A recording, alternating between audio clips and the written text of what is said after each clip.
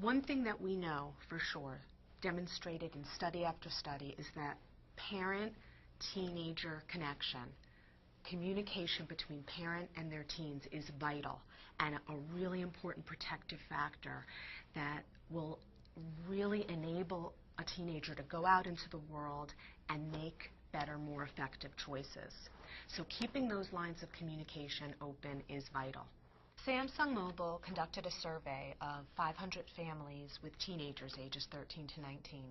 And what they found in that survey is that more than half report that they communicate via text, but even more importantly, they rated their relationships as improved because of that. Many teenagers tune their parents out and complain that their parents talk too much, and texting can become a really nice way to kind of streamline the conversation. Also create some distance so that the child has some time to sort of digest information versus sort of knee-jerk emotionally react. So there's really a lot of wonderful benefits to kind of matching your child's communication through text. I use it often to keep track of my kids. They're not going to answer the phone typically if I call them, but if I send a text, where are you guys at? When are you guys going to be home? Be home before dark.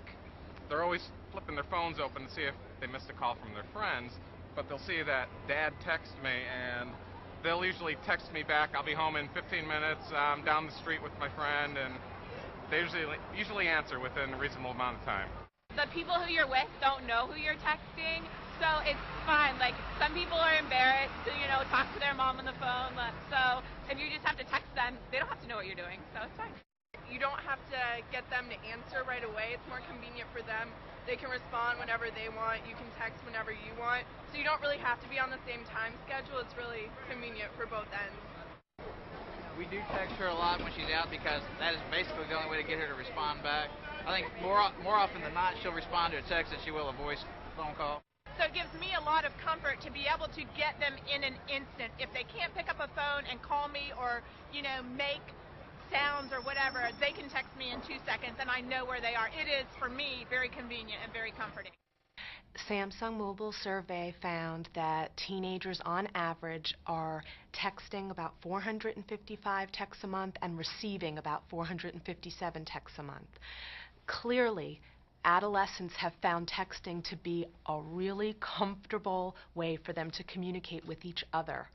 And if we want to keep the lines of communication open as parents, one way that we can do that is to join our teenagers to kind of match their style of communication. And right now, texting is the trend.